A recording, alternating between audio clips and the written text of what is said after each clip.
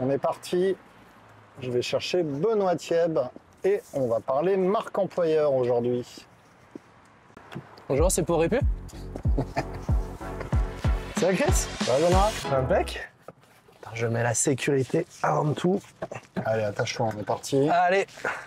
Allez, raconte-nous un peu où t'en es aujourd'hui, ton poste, ton job, dans quelle boîte tu bosses. Moi, où je bosse chez Ikea. Ikea, petite start-up suédoise qui vend des meubles à monter soi-même. Une centaine de salariés. Ouais, 12 500 salariés en France, donc c'est une bonne centaine. 7 ans et demi dans le groupe et 3 ans dans le milieu RH. Il y a 3 ans, j'étais encore dans le contrôle de gestion. C'est comme ça que je suis rentré chez Ikea. 3 ans RH et 3 ans sur le même poste donc de directeur recrutement marque employeur avec un scope France. Quand on pense à Ikea, moi par exemple Ikea, je connais Ikea depuis toujours, j'ai l'impression depuis mon enfance. Et quand j'étais étudiant, évidemment en job, à côté de la fac, je voulais absolument aller bosser chez Ikea. Donc, question que je me pose, est-ce que Ikea a vraiment besoin, qu'on ait une telle marque, de travailler sa marque employeur? Attends, quand tu étais étudiant, c'est il y a longtemps du coup. Il y a quelques années, ouais. Ok. Ouais, non, on a un besoin. Pourquoi? Parce que, tiens, si je te demande Ikea en tant qu'employeur, toi, tu penses à quoi? En tant qu'employeur? Ouais. Billy? Et voilà. Et voilà. Non, mais c'est ça, tu vois. J'ai travaillé pendant 10 ans chez Decat. On me disait, oh, ça a l'air sympa de bosser chez vous. Ça fait 7 ans que je bosse chez Ikea et on me dit toujours la même chose. C'est, j'ai pensé à toi.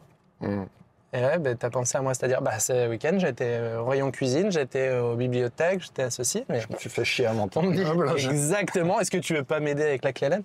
Non, mais en gros, les métiers sont inconnus et quand tu poses la question aux gens, la réponse la plus commune, c'est je ne sais pas. Je sais pas ce que c'est Ikea en tant qu'employeur. Donc c'est pour ça qu'on a du taf sur expliquer ce que sont nos métiers. C'est pareil, si je te demande c'est quoi les métiers, cite-moi différents métiers chez Ikea. Tu vas avoir, j'imagine que tu as de la manutention, tu as des commerciaux, Yes. des caissiers, des caissières, tu as des gens qui font le ménage, tu as des RH, tu as tous les services généraux, tu as certainement des usines de fabrication, donc tu as tous les métiers relatifs à lui. Mais si tu me demandes ça, moi, je vais presque les trouver. Hein. Ben oui. Non, mais c'est ça, on a 360 métiers chez Ikea.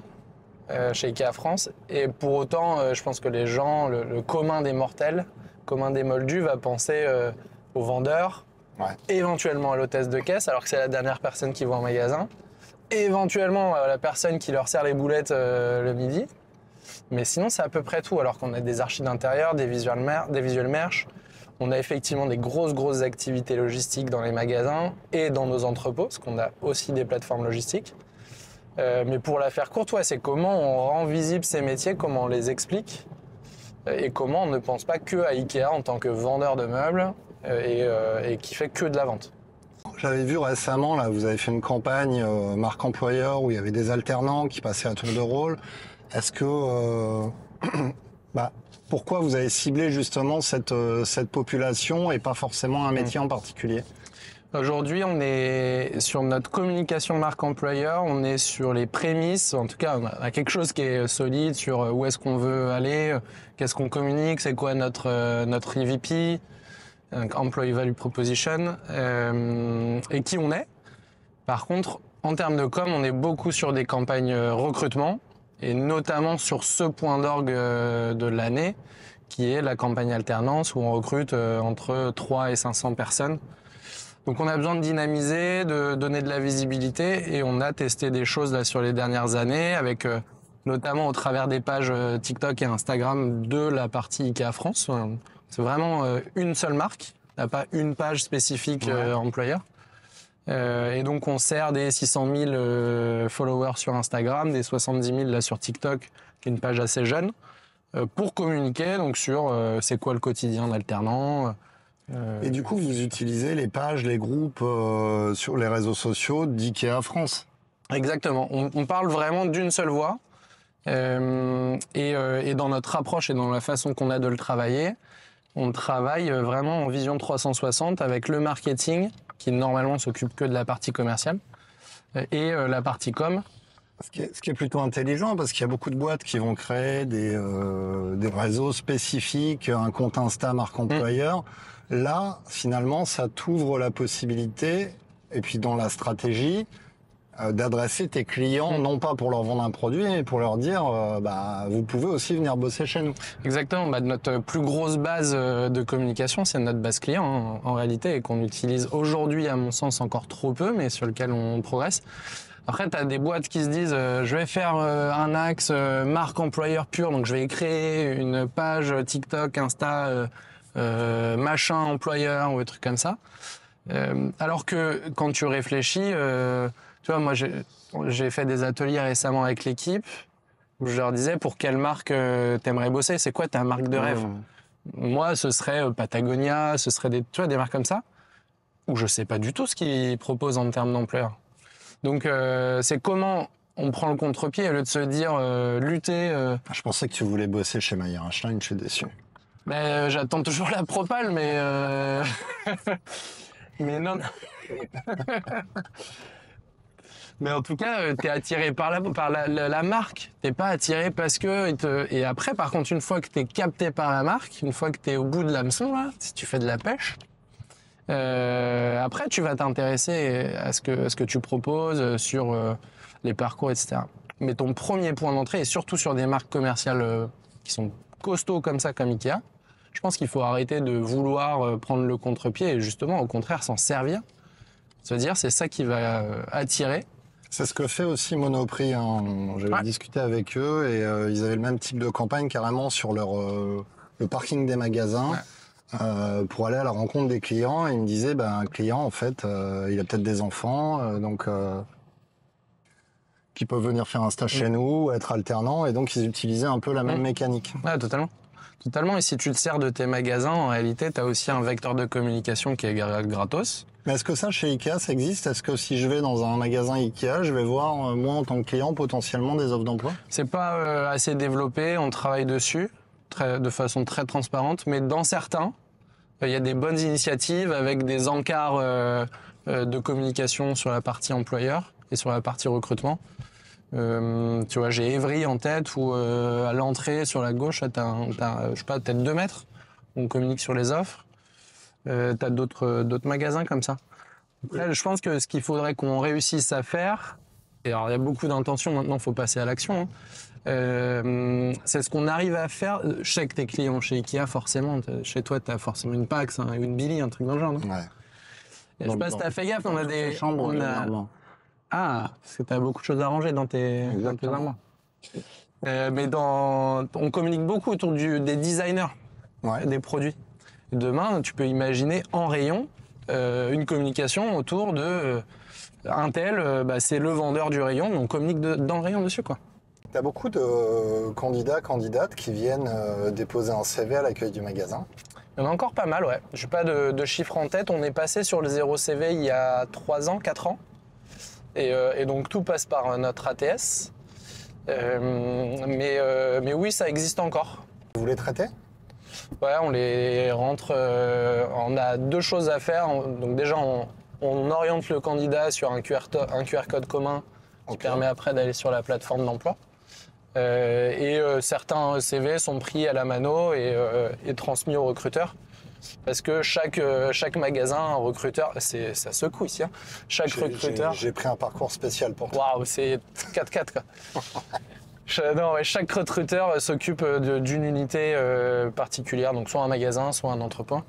Et donc il y a un point de talent acquisition spécifique. Et alors, pour en revenir aux campagnes là, que j'ai vu passer sur les réseaux, déjà, est-ce que c'est simple de dire à tes alternants qui sont mis en scène dans la campagne de venir participer? Comment t'as fait? T'as pris des alternants que tu connais et tu savais qu'ils allaient jouer le jeu? T'as fait un appel à candidature? Comment vous avez monté le truc? Non, on a plutôt regardé des gens qu'on avait rencontrés.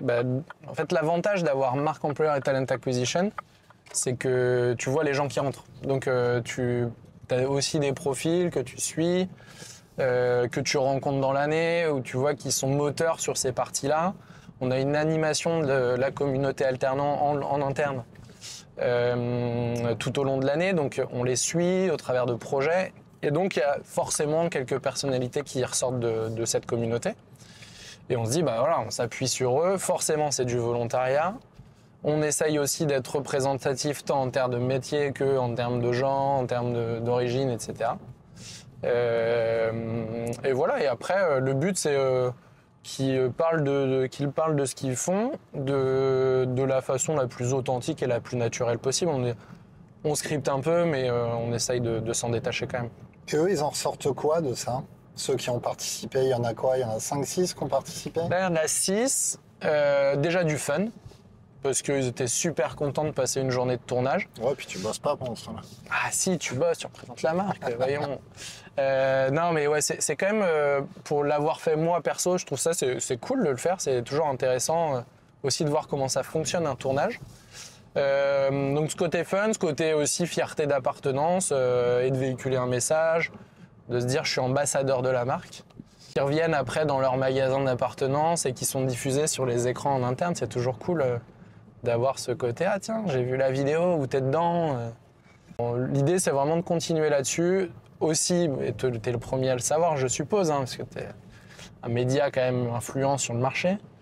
Aujourd'hui, si moi je parle, si Ikea parle d'un sujet, t'as la moitié des candidats qui vont se dire ouais c'est bullshit, ils vont nous dire ce qu'ils veulent quoi. Par contre, si t'as des collabs qui parlent d'un truc, forcément t'y crois plus. Comme quand tu vas au resto, tu regardes les avis Google. Est-ce que c'est mesurable l'impact de ces campagnes?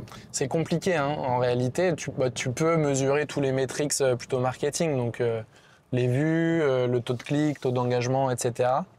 Ce sont des métriques qui sont regardées par l'équipe com et marketing avec nous, l'équipe RH. Tu m'attendais une perche là du coup.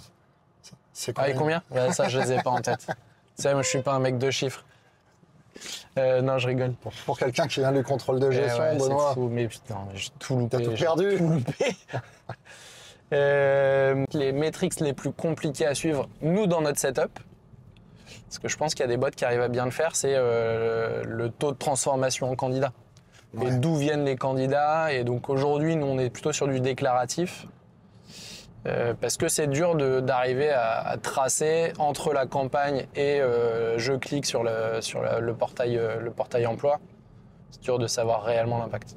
Comment tu arrives à vendre ça en interne? Parce que Ikea, j'imagine que c'est un groupe très structuré, avec plutôt une stratégie, j'allais dire, descendante du groupe. Comment tu peux leur dire, bon, bah ok, moi je vais faire des vidéos pour la France, j'ai besoin d'un budget, donc du coup c'est pas un truc groupe, je vais aller chercher un prestat X ou Y pour faire mes vidéos. C'est facile ça? C'est une bonne question. Déjà, effectivement, on a une strat groupe qui est délivrée. Après, chaque pays vient localiser ou regarder en termes de législation ce qu'on peut faire, ce qui est différent de ce que le groupe propose, mais aussi c'est quoi l'ADN du pays, est-ce qu'il y a une particularité dans le marché par rapport, je sais pas, à la diversité, par rapport à la difficulté du bassin ou des choses comme ça. Donc ça, c'est la première étape. La deuxième étape, tu as raison sur le budget, c'est comment on le défend, un, au niveau de la DRH et deux, au niveau du COMEX. Moi, j'ai une enveloppe annuelle sur ce sujet et j'ai la chance, je pense, d'avoir une direction qui sait que c'est nécessaire. De renouveler le contenu, de continuer à parler de nos métiers. Et là, sur de la partie recrutement d'alternants, de se dire bon, bah, comment on va chercher de la visibilité parce que aussi tout le monde communique à cette période. Et l'enjeu, c'est de trouver malgré tout... ce qu'on se disait tout à l'heure, c'est Ikea en tant qu'employeur, c'est pas forcément l'évidence. Et je pense que le COMEX et la DRH, on a compris qu'il y avait une nécessité là-dessus. Mais toi, là au niveau France, vous êtes combien dans l'équipe? Moi, on est deux. Il y a 2 personnes qui s'occupent de la marque employeur et en tout sur l'équipe Talent Acquisition et marque employeur, on est 35. Ok. Et les 2 qui sont sur la marque employeur, je sais pas qui est ton ou ta collègue, mais vous-même, alors toi, je sais que tu communiques pas mal sur ton profil LinkedIn. L'autre personne aussi? Non, les deux autres personnes, donc Violette et Pascal, communiquent pas réellement sur leur profil ou en tout cas sur de la partie personal branding, parce qu'au final c'est ça. Oui, mais bon, personal branding, mais il y a toujours au moins Ikea et décrit dans tes posts, au début, au milieu ou à la fin de tes posts. Mais parce que pour moi, c'est du donnant-donnant. C'est-à-dire que à la fois, je bénéficie moi de cette image d'Ikea et de cette visibilité que m'offre la marque, et moi, je fais contribuer par mon contenu régulier. Après, on vient pas forcer, en tout cas, la survisibilité. Donc, c'est plutôt elles viennent relayer les contenus qu'on fait, elles viennent relayer certaines offres d'emploi, plutôt sur ce type de contenu. Pour conclure, j'aimerais bien que tu me dises ce que doit être un ou une responsable marque employeur aujourd'hui, ses principales compétences. Si tu devais me décrire si tu devais en recruter un, qu'est-ce que tu mettrais en termes de mission? En termes de mission, je dirais de passer du temps pour comprendre les métiers, pour pouvoir les expliquer. Pour moi, c'est très bateau et à la fois, je sais pas si... Enfin, c'est peut-être un biais ou un transfert que je fais, mais je suis pas sûr qu'il y ait beaucoup de responsables marque employeur qui passent énormément de temps sur le terrain, peut-être à l'intégration, mais les métiers, ils évoluent, le quotidien, il évolue, donc comment tu restes connecté à ça? Dans ce que j'irais chercher surtout dans le profil, c'est de la curiosité, de l'audace, de faire des tests. Tu vois, on avait fait un test sur une vidéo TikTok qu'on a tourné nous, équipe TA, où on s'est fait un peu lyncher. Parce qu'on allait sur une trend d'humour sarcastique, un peu second degré, ça n'a pas marché, ça n'a pas pris. Les candidats, on pensait qu'on se foutait d'eux. Nous, notre premier réflexe, ça a été de se dire, bon, bah, on arrête. On arrête les vidéos et tout ça, alors que la deuxième, elle marche peut-être. Et c'est comment, audace, créativité et pugnacité. On essaye des trucs et puis on apprend. Est-ce que tu irais chercher un profil qui vient du commerce, du marketing, des RH? J'irais chercher quelqu'un marketing ou quelqu'un qui vient du terrain. Mais quelqu'un qui aime transmettre ou en tout cas qui arrive à vulgariser quelque chose. Alors peut-être un ingénieur pédagogique, pourquoi pas? Ouais, peut-être quelqu'un qui sait faire de la formation, parce que en réalité la formation c'est pas forcément être expert, c'est aussi savoir transmettre et les meilleurs experts sur un sujet sont pas forcément ceux qui arrivent le mieux à transmettre. Il faut que l'équipe qui s'occupe de communiquer sur ces sujets comprennent les problématiques et arrivent à expliquer au commun des mortels, à commencer par l'interne, ce qu'on met en place. Merci Benoît. Merci à toi. Pile, on arrive.